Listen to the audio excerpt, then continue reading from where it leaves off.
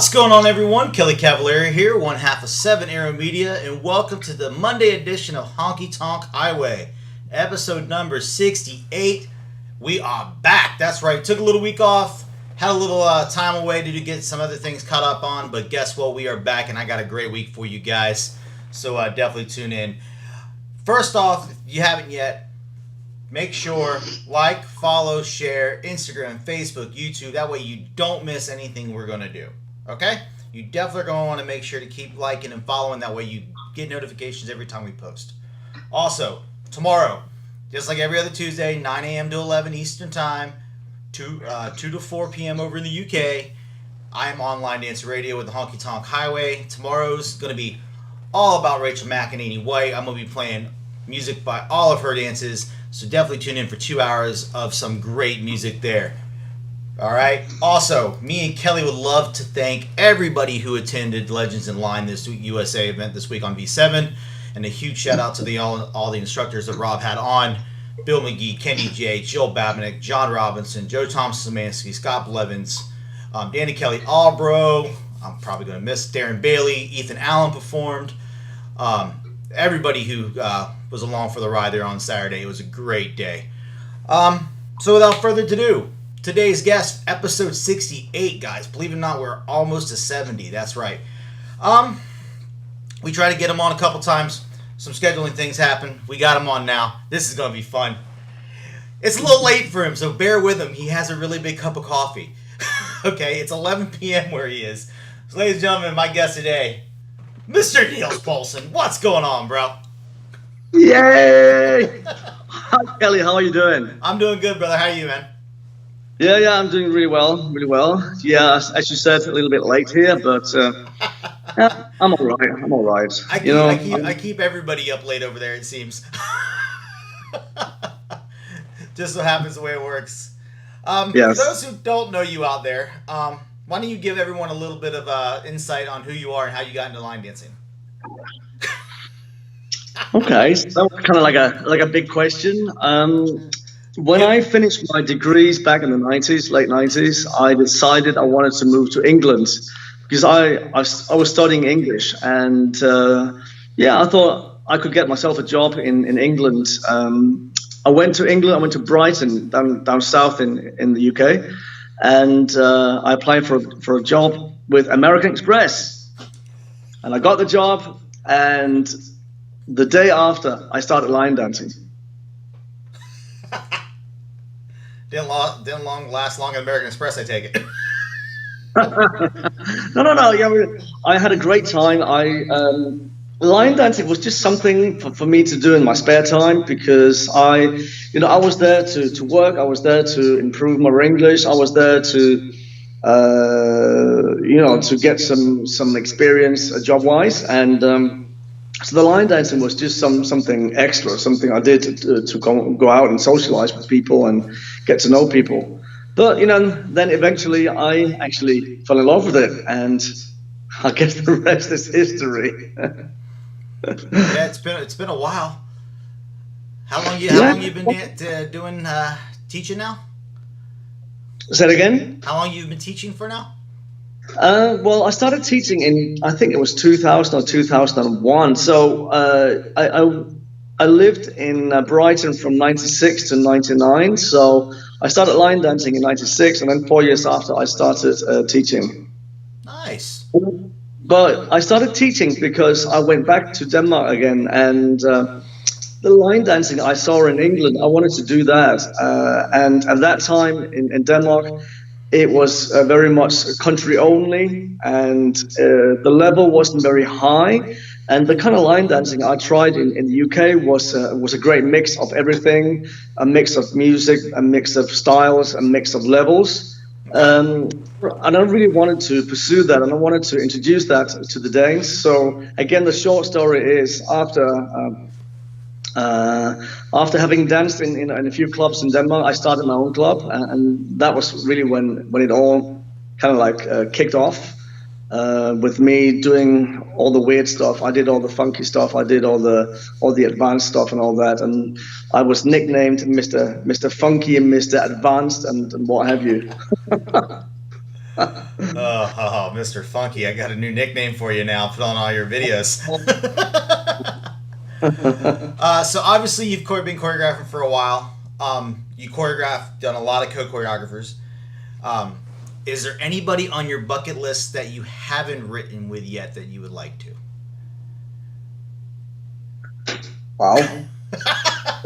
That is something I never ever think about. I just take one day at a time, and if it happens, if a co-choreography happens, it happens, and it happens for a reason, and mostly because if I end up doing co-choreography, it's because I like the music. So it's really not a matter of me wanting to do choreography with somebody specific. If the music is right, then I'd love to do choreography. Gotcha. I'm Nice. driven by I'm driven by the music. The Right. music is the boss of me. The music is the reason why I do line dancing. The music is, when I actually did my master's degree in English, when I did my thesis, I did a master's degree. Or I did my thesis on loudspeakers. That's funny. I know, how stupid is that? But it just goes to show that music has been part of my life ever since I was a little kid. I loved it, and I've always loved it. Yeah. Nice, nice. And I got this question from another choreographer, and he asked me this. I'm kind of curious of what your answer is. If you could go back and rewrite any of your dances, which one would it be? 1, 2, 3, 4. you didn't even hesitate on that. Everyone else usually has this hem and haw, like, I don't know, and then you right off the bat, boom, you knew what that answer was. Yeah, well, it was something. I did it so quickly, and I didn't really think much about it. In certain ways, I'm actually very chuffed with it. I'm very, very happy with it. But damn, sorry for bad language, You're but good. it travels. It travels forwards and backwards like, it's unbelievable. Today I would never have choreographed it like that. Apart from that, I'm really happy with it. I like the music, very lively, very happy music, and I know that it appeals to a lot of people because it's got that distinct, very boom boom beat that you can relate to, and it's very catchy as well. But it travels way too much. But it was also kind of like a young choreography for me. I came home from Sweden this morning, and I did a job in Sweden, and I said to some of the instructors up there that it took me a while to get used to me being a choreographer, because I was just me. I was a dancer. I was a regular instructor back home. Mm-hmm. And then I did the odd dance, and then all of a sudden somebody started to pick up my dances, and they asked me to do more, and I was like, really? You want me to do more? I'm not a choreographer, and that's taken me a number of years to get used to, and and calling myself a choreographer. So yeah, I just put it together back. I think it was in 2010 or something.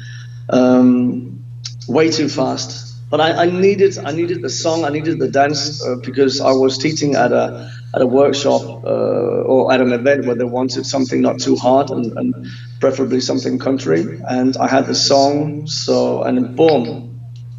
Yeah, it was. I think it's kind of like a 20-minute job or a 30-minute job, and boom, it was done. And now, even today, 10 years after, I'm still dancing it. Isn't it funny how those jobs that you turn around and those dances you write in like 15, 20 minutes are the ones that stick, and the ones that you stress over and you perfect? You're like, don't ever it's just like me and Trevor were talking about that the other day, that some of the ones he wrote that he turned around and wrote in like 5-10 minutes that just came to him. Mm-hmm. End up getting danced more than the ones that he turned around and try to perfect. And Fred said So the same true. thing. Fred and Shane said the same thing when I had them on. That it's funny that some of the ones they finished in like 30 minutes in an airport turn around and work better than some of the ones they stress over. Yeah, Something in the Water was one of those 20-minute jobs, and I ended up getting a crystal ball of water for it. Right, exactly. It just happens about, like, me and Daniel were talking about that because me and Daniel did one live on not live, but we did it and we recorded it and talked about it, and he just taught it at the 24 hours, and we did it in like an hour, and we were both happy with it. And it was one of those ones where we thought, okay, if it takes us longer, it takes us longer. We'll just talk about it. And then we were both like, huh, that was easier than we thought. Yeah. And then we gave the one to Deb and Tim online, and they took 2 days. Daniel picked out a nice phrase song for them to write to. So I'm going to ask this question now and get it out of the way early. You asked me what to expect for this hour. I didn't tell you this because I wasn't sure if you've watched any of the shows because I know it's late there. So I've asked this question literally to every instructor that I've had on, except for one, and I made him answer it the other day on air when I had him co-host with me. Trevor gave me this after his episode 1. If money was no object, where would you hold an event? And who are the first 5 instructors you're calling up and asking to be a part of it? Oh, bloody hell, don't ask me that. You're putting me in a very, very awkward situation. No, not really. You know what? I had everyone has done it. Rob Glover did it. Jessica Devlin did it. Shane and Fred have both done it. They both, because it's just the first 5. It's a question for you of who. Everyone, and I asked this to a bunch of event directors. Event directors, and I guess this is the thing, that are former dancers are always going to call their friends first, or the people that they trust to put their event in the hands of. So I'm like, it's not. Someone just said that's awkward. I've asked it for 68 straight episodes. How's it awkward? Heather Barton's laughing right now. She says, "Hi, Niels." Okay. First off, where are you holding it? Where we go? Where are we going? Where are we going? We're going to the Seychelles. The where? Do you pronounce it the Seychelles? It's like a group of tiny islands. I think it's in the Indian Ocean or close to Africa. Off of Greece. Greece. I'm trying to think. Someone else said an island, and I couldn't tell. I didn't remember. I couldn't remember where they were either. The Seychelles, tiny, but it's tropical. It is beautiful. It is just wow. It's got that wow factor. Jeff says yes. Jeff just said yes. I was right. Seychelles. It's the little one off. Someone else said this. I don't remember who, but someone else does the same thing. It's the little islands off of Greece. I was right. No. It is not just outside of Greece. I think it's in the Indian Ocean. But anyway, I just want it to be in a tropical setting because I want the weather to be gorgeous. I want to have palm trees all over the place, just like Florida. Yeah, well, I'm going to tell you, except for it rains every day here, like between 2 and 4 p.m. I know. You know that. You've been here plenty of times. I'm just talking about the palm trees because I love palm trees. I guess, if I wanted to do an event, I would pick some of the choreographers that I've been friends with the most for many years. I would definitely pick Simon. Simon, he would be my first pick because we're such good friends. I would have a mix though. I would want Jo Thompson as well because she's just gorgeous in all ways. I would want Rachel because Rachel is Rachel. Jesus, I mean, you cannot ask me that because I would want like 30 choreographers. Well, eventually you will. Like Madison picked an all-girl lineup. Madison didn't pick no men at all. She did a girl power hour trip. But I would want some of the Dutch. I would want Madison. I want Scott. I want Fred. I want Shane. I want Gary. I want all the regulars basically. I want some of the Dutch. I want Daniel. I want Roy Verdonk, Jose. I want Guillaume. Oh God, the list is endless. There's so many great choreographers out there, and they've got so many different things to offer, and I love them all. for everything that they have. So I would want like 30 choreographers. It'd have to be a big. Typical, We'd have to have a big island. Pardon? We'd have to have a big island. Yeah. I would want Rebecca for sure as well. Rebecca Lee. I would have the typical lineup if you went to like Windy City or you know, with the 25, 30 choreographers, something like that. I would want like a massive event. Millions of workshops and lots of social dancing till early mornings and lots of partying and after parties and free parties and yeah, it's not just like a weekend thing. It would have to be like a month-long event. A month-long party. That would not end well. That would be crazy. Yeah. So, what have you been up to since all this pandemic has shut everything down? I know you said a little bit earlier your classes finally started up again. Yeah. Luckily, numbers went down pretty quickly in Denmark, but obviously because you know, our government wanted to make sure that numbers would rise again. It took a while before they actually started to open the country for all kinds of activities. But anyway, so from the 8th of June, we're allowed to have 100 people in one room together. Nice. And from August 8th, we were supposed to have, the limit would be 200 people. But then we saw a little rise in the numbers, and then our government decided to cut down or just to stay at 100. So we can actually do events in Denmark now, but only up to 100 people.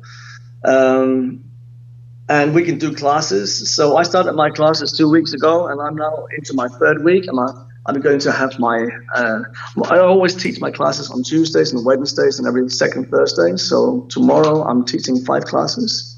Yeah, so I'm looking forward to that. There you go. I'm keeping you up late before you have a busy day.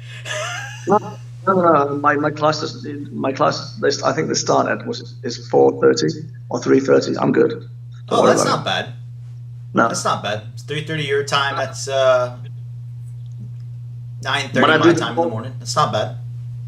Yeah, I do them all in succession. So and the first one is 3:30. I start at 3:30, and the last one finishes at 9. So I teach for 5 hours. 5.5 hours straight, no breaks. Nice. Well, hey, you gotta keep up your girlish figure, Niels. You said what? Did you say my girlish figure? Hey, I'm feeling bad.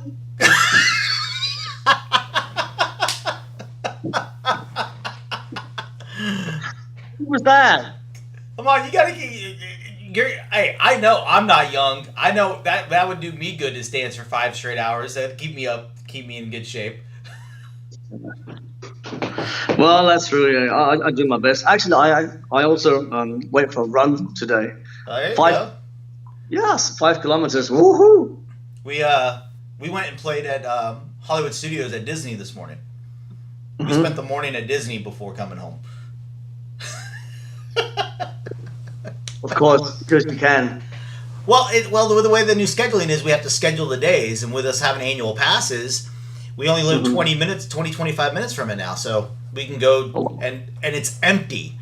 Like, the crowds are like nothing, so we can literally hit every ride in like 4.5, 5 hours. Like, literally do every ride in the park. Yeah. So we can literally get there when it opens, leave by around 2, 3 o'clock, and call it a day. Oh, that's cool. Yeah, without having to it only takes up about half of your day. So that's the only benefit. So, Katie asked, what was the very first event you ever taught at? Who asked me that? Katie Smith. Katie, oh hi Katie. Are we talking international or yes, probably international? The first international event I taught at was Big Dave's New Line event in 2004, 5, I think. Yeah. So 15 years ago. Wow. Yeah, that was when he had it in, oh geez. What was it? I can't even remember now because, you know, the past 20 years it's always been in Newcastle. Well, he's going to hate me for that. Not Manchester, but very close to Manchester. Okay. Anyway, yeah, but that was the first time I taught abroad, and I taught "Keep Up, Don't Lose Your Breath" by Roy Hadisabroto, because that was in the, you know, when I wasn't really a choreographer. I think I'd done, or was it the year? That was the year when I choreographed with these eyes as well. Yes, it was. Katie said it was in Leeds because she was there. Yes, thank you, Katie. I think that's why she asked it, because she was there. Yeah, she was. Katie, she was part of it. I mean, she's been part of, I think, all the New Line events. I'm sure. Katie and that bunch. Yeah, I love them. So, very loyal. Thank you. Yes. Chris Lovelock wants to know, any new choreography going on? Got any new dances coming out? I know you posted a new video today of the one you just did. Yeah, together but apart. That was I taught it at Digital Dance Weekend #4, I think it was. Yes. So I actually just released it today because I've got a lot of other dances ready to be released. They're not just in the pipeline. They are all ready. They're done. Step sheets done. So, and you know what? Look at this. I've got 1, 2, 3, 4, 5, 6, 7, 8, 9, 10, 11, 12 dances ready. Ooh, someone's been a little busy. Well, I was bored.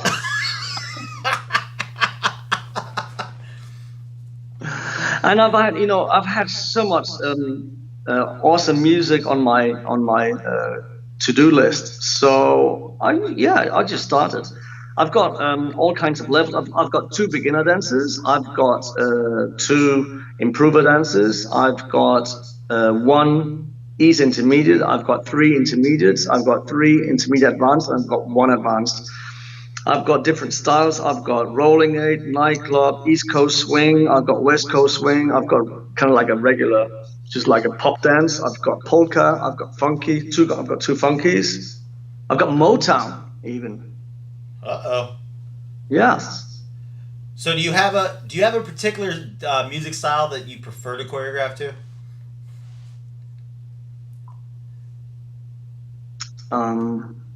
Like not a certain style of music that just grabs you more than the other? I mean, not really. You know, I've always said that my preferred music has always been either kind of like the slowish ones, like the nightclubs, but also funky. I love funky. I'm a big fan of funky. I noticed for a while there, everyone was releasing nightclubs. I think it was right after when you were at, was it the year you were in New Orleans with us? Like 7 or 8 of the dances were nightclubs or waltzes. It was just at Diana Sandy's. Yeah, there was just everyone. This happened to be the type of music that everyone released and everyone liked, and who goes through the nice phase. I've got this idea that I'm trying to hold back on the nightclubs because I feel for me they're quite easy to choreograph. I only want to release 2 a year. That's like my maximum, 2 a year. But then if I do rolling 8s, then a lot of people they compare them to nightclubs, and then all of a sudden you have like 3, 4, 5 smooth ones out there. Right. Oh well, but it is what it is. But sometimes it just happens. It just happens to be the music that you come across. Exactly. If the music moves me, then I'm going to choreograph to it. And I've got a couple of tracks in the pipeline. Oh my God, they are gorgeous. Nightclubs. But I've got 1 nightclub waiting to be released, and that is gorgeous. I love it. The song is just so gorgeous. Yeah. So I'm not going to release more nightclubs this year. And also, I've actually, some of them I choreographed them even way back in March, April. Mm-hmm. And then everything canceled. You had everything ready to release at events, and everything canceled. Yeah. then every time I thought, okay, so because I get invited to go to and teach at different types of events, Right. so therefore I have to have like a selection of dances to be able to teach. So therefore, I've choreographed all these different types of dances, because then it's not like I've done like 7 nightclubs or 5 funkies. They're all different. Yeah. I'm really well covered now. So wherever I go and teach, I've got some new dances to teach. That's great. Jamie Whaley says, Niels, I have some tracks for you. Jamie, he doesn't need any more. He's got enough to last him till 2022. He's gonna be releasing dances till 2022 at this rate. Yeah, but you still have to remember that they're all different levels. So I might release a couple of them pretty quickly. That was gonna be my next question. With you having so many ready, and I being in the competitions with the USLDCC that I enter and stuff like that. How do you decide when to release dances? Like when you have that many, like I was at some point, I would write 6. I'd have 6 ready at a time because I'm allowed to enter 2 per division. Which, like Chicago, you can have the 1 or stuff like that, or Vegas, you're allowed to enter 1 per division. So sometimes I have multiple ready. How do you decide when to release the dances at what speed? Basically, because I teach more or less every weekend, at events. If I've taught a dance a couple of times, the pressure is getting too big on me, because people are kind of like screaming for a step sheet or a video. Oh, release that bloody step sheet. Now, we've been waiting for that step sheet for 2 months now. Come on, how long can it be? Or how long can it take for you? So if I feel, okay, I really have to do it now, then I release it. But some of them, I've got like almost a specific date that I want to release it on. But typically, a couple of times or a couple of months after I've started teaching the dance, I will definitely release it. Yeah, sometimes I release it straight away, but it all depends. But one of the reasons why I've been holding back all these dances is also because I didn't want them to be wasted. Because I know that once a lot of the different teachers and clubs they look at what's current, not what came out 2 or 3 months ago. So even if I choreograph some of them back in March, April, May, I thought there was no point in me releasing them, because why waste all that time, and then they'll just I agree. Overlooked, and nobody will look at them. I had Darren and Fred and JP Potter on a show a couple months ago, and the topic that we had a certain topic was the amount of dances being released, and especially being in a pandemic, we had more. The first 2 months of the pandemic, there were more dances released on Copper Knob than the 2 months that people were dancing, and we're like, why? There's no place for you to dance them. There's no charts to vote on. There's no events to go teach. You're not open dancing. Granted, there was a bunch of online stuff, but like everyone else has said, by the time we do get back dancing in person, how many of those dances that were released in the last 4 months are going to get remembered? Yeah. And it was shocking. Yeah. And it's funny every time, because I'm part of running running the Love to Dance group. That's the name of my group, Love to Dance, and I'm the one responsible for planning what we're going to teach. Obviously, I together with the other instructors in my group, Jenny Tofte, Jenny? Right. Yeah. She's one of the instructors in my group, and then another one called Hella. Well, the 3 of us, so we do all the teachers in my group, or in our group. And I just sent them my suggestions for September, and then I said, I'm really struggling with my advanced classes because there's there are no new ones there. I actually contacted Shane. Was it 2 weeks? Yeah, 2 weeks ago. I said, Shane, I'm desperate. I haven't got anything to teach. Do you have one? And then he said, well, actually, I've got a new one with Fred. I was like, okay, yes. Send me the step sheet. And he said, are you kidding me? Me, step sheets? I haven't got a step sheet. Let me guess, was it noise? Yes, it was noise. And then he sent me a quick demo of him and Fred doing it. And I was like, yes, I want to teach that. I want to teach that. And then I said to him, send me a walkthrough and I'll do the step sheet. And I did. Oh, So so the that's step why sheet, there's a step sheet posted already. You wrote it for them. I did it. I was wondering how they got up so quickly. Me and Shane wrote a dance 2 years ago that we wrote the step sheet of, because I keep telling them, I know, I learned that. take the ride. Yep. We're still waiting for the step sheet. Yes, I know, because we keep saying who's going to write it. Yeah, wow. Someone played it, because it never got taught over here. He taught it over there, and Yes. Taught in Denmark. yeah, he And we taught it love in Denmark. And all of a sudden, we're at the experience last year, and I go to bed, and about 1:30 in the morning, I get a picture that they requested, and it got played. I'm like, wait, what?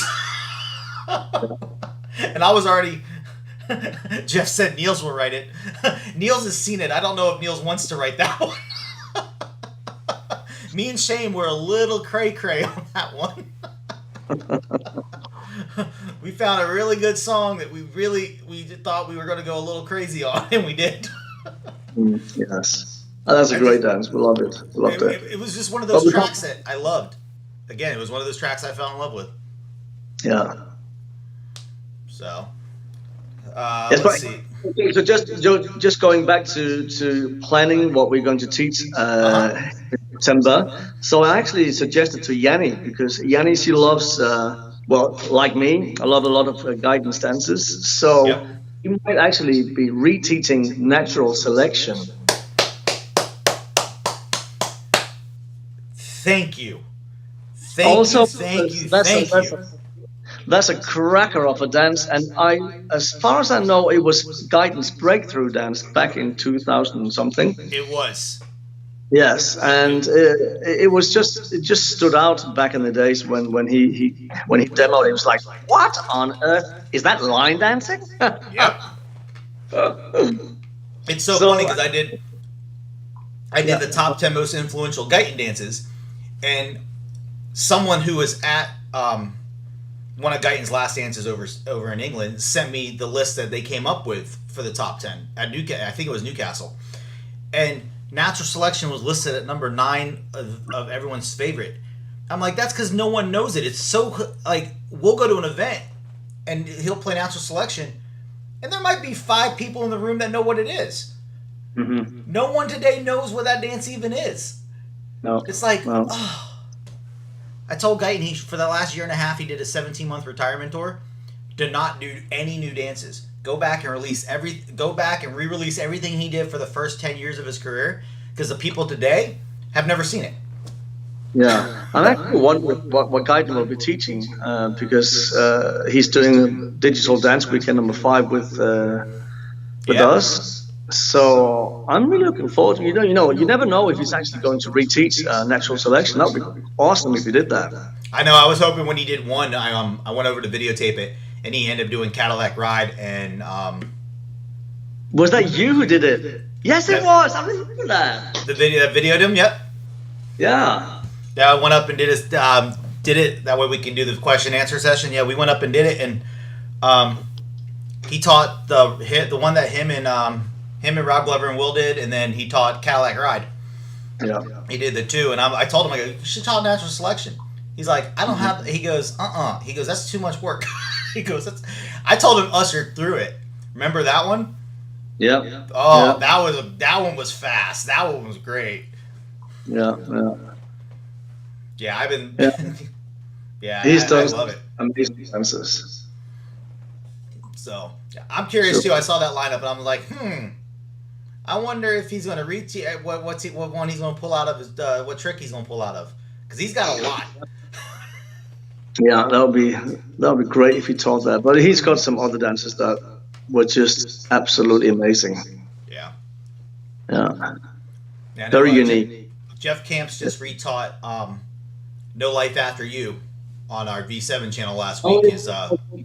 I love that as well. Rolling. That's a great song. That was a great song by Daughtry. Mm-hmm. So Yeah. Let's see. I thought I had a question. I thought someone asked you a question here. Hold on. Let me scroll back through all my stuff.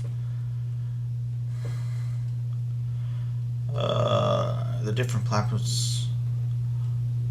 Have you seen my t-shirt? I did. You come over here so often. It doesn't surprise me that you have that. I ran into you. I remember running into you randomly in a bar. Not even. What? No. When I was dancing with Zach. Down at Yes. Scandals. That is true. Scandals on Longdale. Yes. When right before me and Zach competed at the same-sex games, we were there selling Jello shots for to raise money. Zach was helping, and I was walking around helping Zach do it because that's where we'd go and practice, and we'd go dance to practice there. And I come around the corner and turn around the thing I'm holding for Zach, and there he is sitting there at the table with Niels Poulsen. I'm like, whoa! Randomly in the middle of Fort Lauderdale. Yeah, I love Scandals. I love going to Scandals. That's a great bar, great place. Yep. So there's Neil just randomly sitting there at a bar in Fort Lauderdale. No one knows he's here. Sometimes I like to go away on holiday and I'm not telling anyone where I am. I've noticed. That's just me time. Junior Willis would do the same thing. I finally made him. He would come down here to do softball tournaments or go on a cruise. And I finally go, if you come down here one more time and don't call me for us to have dinner while you're waiting, because he'd have a whole day just to kill before you have to get on a plane and go home. I go, at least that way we can have dinner. I don't see it because now that he's retired, I maybe see him once a year. You, I at least see 2-3 times a year normally. Junior, I'm like, dude, call me. We're having dinner at least. Oh well. You at least see 2-3 times a year because I usually see you at Windy City, Marathon when you come over, when I go over for World Dance Masters. I see more now.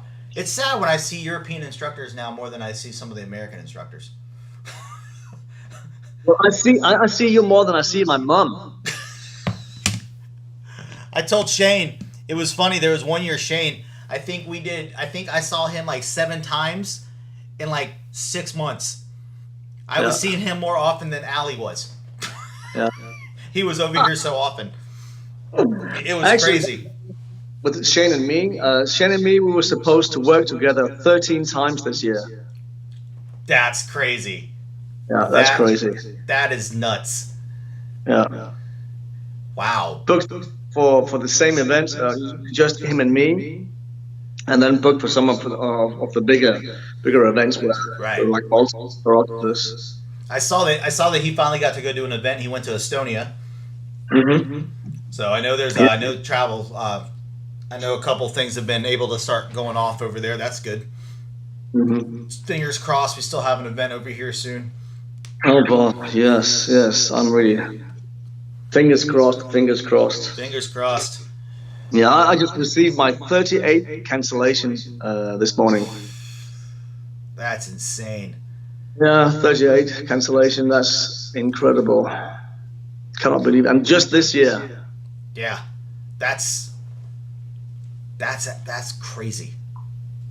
Yeah, actually, only one so far next year, but that's due to other circumstances. But kind of also due to Corona because the organizers actually lost their jobs, so they didn't want to risk running an event. So it was really because of Corona. Right. But not. And I know a lot of events that are trying to get on top of each other. With some events that are only usually every other year are coming back next year that are normally not, and everyone's now on top. Next year's going to be interesting. 2021 can be interesting. Yeah, it sure is. So a lot of, every time I've received a cancellation, they more or less always ask me, so can you do the same event next year? And I'm like, no, because I'm already booked. Right. So I kind of lost a lot of jobs. I'm hoping that I might get them back again in 22 or 23. I don't know. Right. But I'm very lucky. I can say that I'm fully booked next year. Apart from that one job that was cancelled in July next year, so I'm actually thinking, perhaps I should stay home that weekend. Yeah. Okay. We know better than that. That ain't gonna happen, Niels. That ain't happening. We know better. That ain't happening. Um, yeah, it's funny, guy. Like I've been talking to a couple people who've had that situation happen where it's come next year, they want to book it, and they're like, the way the weekends clash and cancel, they just can't do it. It's just like, who would have thought 10 years ago that there would be this many events during the year? I know it's incredible. It really, really is. There are tons. It's like tons of events now. Yeah, tons of events and all kinds of different events as well. Yes. Small events, big events, country events, new line events, beginner improver events, weekend event, day events, competition, dance technique events, and blah blah blah blah blah. It's just like it just exploded. Right. It's crazy. But that's a sign of something that's thriving. So I still think it's very positive, even if sometimes, wow, so many events to go to, you can't do them all, can you? So, but still, for me, it's a sign of something thriving and something definitely not dying. Oh no, that's for sure. I don't. Yeah, even if numbers went down or have been going down. So, what have been your thoughts on having to teach virtually compared to teaching in person? Do you like it? Do you not like it? For me, it was a very different experience. The first time I did it with Rachel, when I did the first digital dance weekend, I was scared. I was so nervous because it was also a technical challenge for me, because it was the first time ever I'd done something online like that. Mm-hmm. And people were paying for it, so I felt I had to deliver. And I felt pretty comfortable that I could deliver with my teach and with my dance and all that, but it was the technical part that I was scared of. But then the second, third, and the fourth time I was all good. And in the meantime, I actually set up my own online classes with my students here in Denmark, within the Lotto Dance group. So I got very confident doing them, but it's very lonely. It's very lonely because line dancing is based on something that we share. It's based on social activities. We're together doing something, and even if you're together, you're not together still, because I want to be together physically with my dancers and with you and with everybody else. So that part I really missed. And I remember when we said enough is enough with the online teaching to the Lotto Dance group, we actually stopped because it drained us. It drained us because we lacked. We really missed the social part of it. The banter that you have, all the breaks in between all the dances, just stood there, talking to your friends and your colleagues and everybody and all that, we missed that. So we actually said, nah, we don't want to do this anymore. Makes sense. Once in a while, yeah, it's cool, and it's still a way for me to connect with everybody all over the world. So that part I really love. Because obviously now, because I've received my 38th cancellation today, I really miss all the bands. I miss seeing people. I miss talking to people. I guess you can say that's the reason why I do this, because I love my job. Right. So for the online teaching is definitely a replacement, but it is not the ideal for me. But it's definitely a replacement. But only once in a while, not all the time. Makes sense. Totally makes sense. Do you? And I asked Fred and Shane this one, and they had different opinions. Do you find it easier to teach a more advanced dance online because you know that people can go back to watch it? Well, I guess it's really a matter of me making a decision that if I teach an advanced dance, I can't really be, how can I put this? I think it's a teaching style that you have to adopt and then then decide that, once you've taught, for instance, like 8 counts, you go over those 8 counts 2, 3, or 4 times, and then you stop, and then you move on to the next. Mm-hmm. Because you can't really see how people are getting on.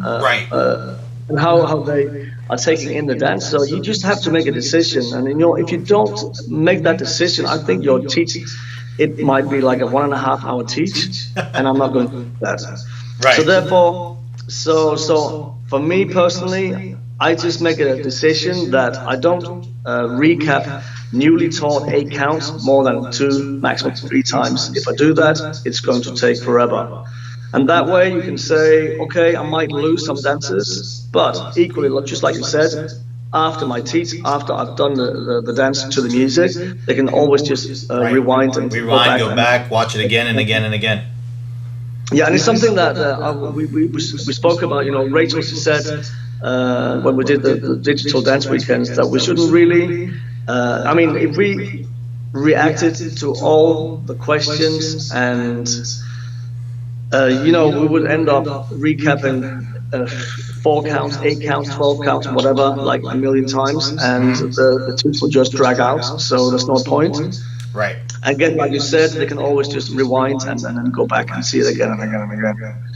So yeah, I think for me it's a matter of teaching style. Also, even with an advanced dance. Yeah. Makes sense. Yeah. Makes sense. So what do you got coming up? Any travel plans? Any little holiday plans you got coming up? Actually getting to go on the road or anything? Now that stuff's opened up over there.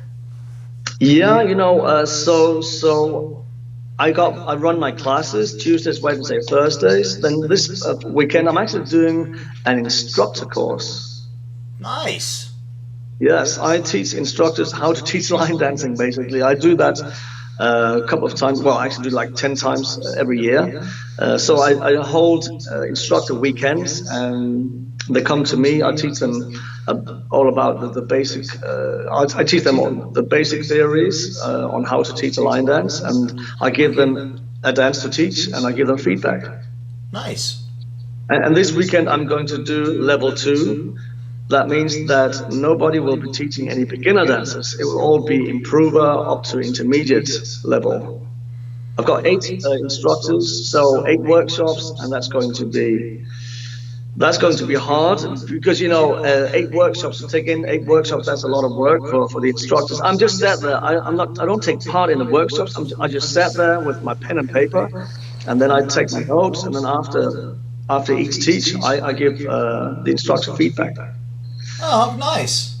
Yeah, I've been doing that for almost 20 years now. I started back in, I think it was 2002, or perhaps even 1, I can't remember. So I've held a lot of instructor courses, all kind of levels. The basic level, level 1, level 2, level 3, 4, 5.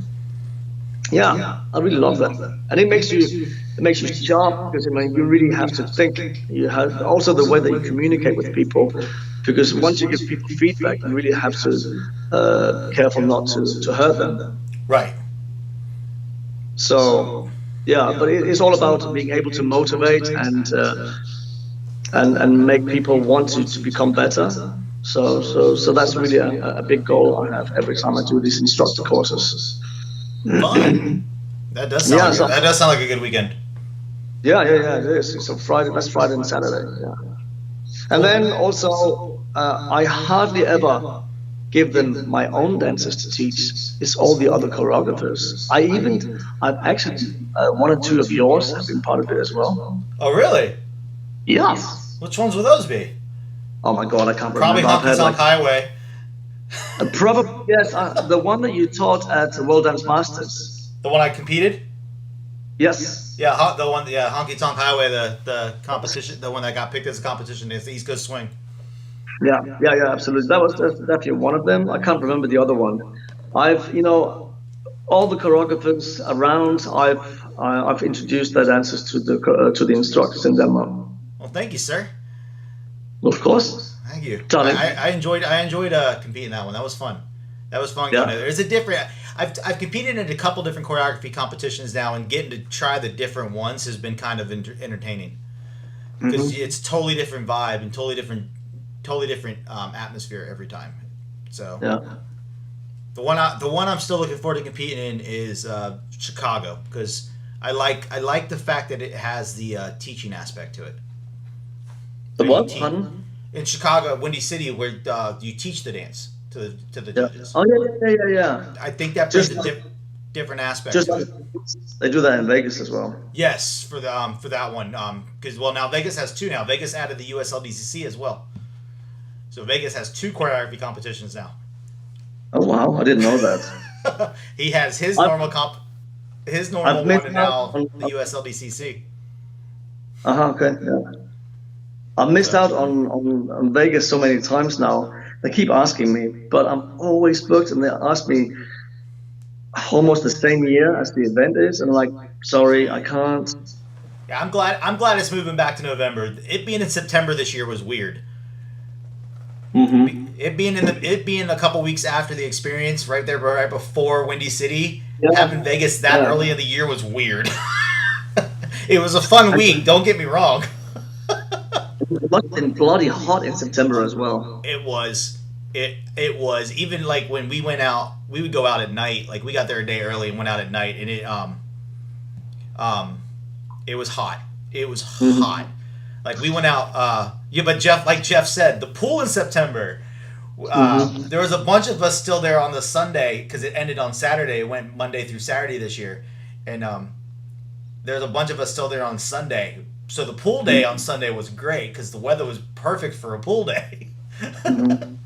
And then we went to the Jose, JP Maj, Jeff Camps, Lisa, me, and Kelly. We went out that night to dinner and then thing. But even at 8 o'clock, 9 o'clock at night when it was dark outside, it was probably 85, 90 degrees Fahrenheit.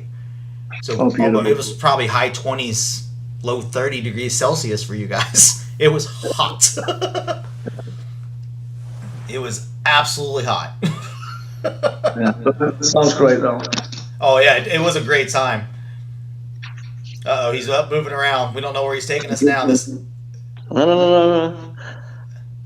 You know what? I'm a he's tennis freak. I love tennis. I'm a big uh tennis fan. oh. Yeah. And right now, there's a tournament in New York being played, Flushing Meadows. Oh yeah. It was one of the big tournaments. Serena, she just won. Yes, I'm a big fan of Serena. And she just won like 10 minutes before you rang me. It's like, yes! Yeah, because it's still early. Because it's almost 6. It's almost 6 o'clock here. So when right before I rang you, it only been like just before 5 p.m. in New Yeah, and York. right now, Andy Murray from Scotland, he's playing a German guy called Zverev. And yeah, so I was kind of following that when you called me. he's.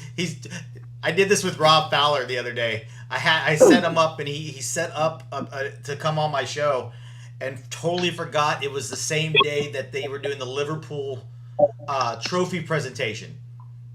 Oh, wow. Right. So I have Liverpool. Rob trying to like, we're gonna make this part of the interview quick Yeah. because I gotta go jumping around. I gotta go jump around. Yeah, totally forgot that he did it. I'm like, oh Rob, oh Rob. Oh, well. One last question before we say our goodbyes, and I'm kind of curious. JP Maj says, I think Niels needs to explain to the world why he mixes a cheeseburger from McDonald's with Sambuca. Oh, my God. JP. That doesn't even sound good. Yeah, I was in Switzerland teaching. I think it was 5 years ago. I can't remember 6 years ago. And then JP, crazy guy, love him to bits. He's such a great guy. So basically, JP and his mom and dad they took care of me, and I was celebrating my birthday that weekend. So after having danced and partied. I really can't remember all the details, but I just remember that we ended up in his car going to McDonald's, or was it Burger King? No, it was McDonald's, and I don't know, I was pissed. I was so drunk, and I don't know why I got the idea to pour Sambuca all over my burger, and I ate it. My question is, how are either one of you able to drive? No, but JP, he was actually being sensible that night. That was probably the only night that he's been sensible ever. That you've ever known him. Yeah, I know. Oh God, yeah. But he's a lot of fun. Yeah, I love him. He's a great guy.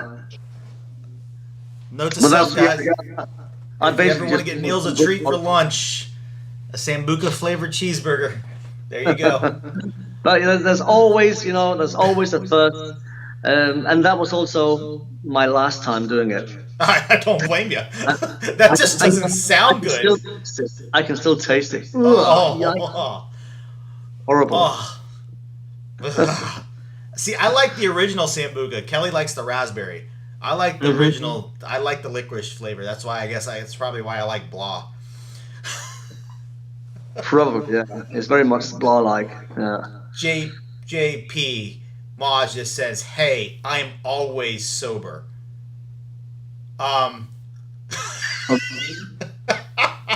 Okay, he's always sober. He's definitely a liar. Oh yeah. Kaylin just said, "Did you just really put the words JP and sensible in the same sentence?" I know. Yeah. We've been to Vegas with you, JP. We have been to Vegas with you and Jose. We know better. Okay? Oh God. Oh. But thank you so much for coming on today. It was a pleasure to finally get to do this.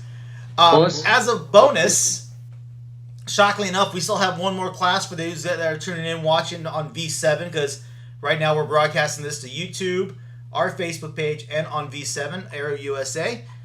One of your dances is being taught. I know. Cosgrove is teaching Wild Boys, and I kind of let all the instructors that I have that have contacted me, and I let them pick whatever. I don't block them. I let them pick whatever they want to teach. And she messaged me 2 days ago saying, "Hey, I'll teach Wild Boys." So I just wrote it down, not even thinking, and I go to release today's lineup today, and I go, "Oh, that's kind of funny. Niels is on my show, and then Kayla's teaching his dance." So she's actually tuned in. So she's about to go live here in about a minute or two. So guys, if you're on V7, head over. Kayla will be going live as soon as I'm done with this. Definitely go learn an awesome dance called Wild Boys. Guys, if you're watching on YouTube or 7 Air Media and you haven't subscribed to the virtual TV yet, PayPal, go to the website. It's $25. You get 4 weeks and whatever the events are. It's great. There's about 50-something classes a month a week that go on between all 10 channels, between Rob's choreography, his instructor training, his technique, all the ones over on V10, all the ones on V7. We got the new V8 channel coming up. That is up on the website. So definitely check that out, guys. Huge thank you, Niels. It was a pleasure. Guys, I hope you enjoyed it. Tomorrow, if you're a West Coast swing fan, I'm going to tell you, you're going to be blessed. I got one of the greatest DJs to ever grace us. Victor Lavera is going to come on. He is my guest tomorrow. He's going to talk about all things West Coast swing and DJing. One last announcement. I just wanted to say a huge shout out to Debbie Figueroa and her son. The world lost an amazing man on Friday. Angel Figueroa passed away from cancer. For anybody who is a West Coast swing dancer or a dancer or hustle, anything that knew Angel, knew that he was one amazing individual and was just a blessing to know. So, Angel, if you can hear me up there, rest in peace, my brother. Debbie, I hope you and your son are doing okay. But huge shout out to you guys. And tomorrow is going to be a great show. So, same bat time, same bat channel tomorrow, guys. Later. Bye.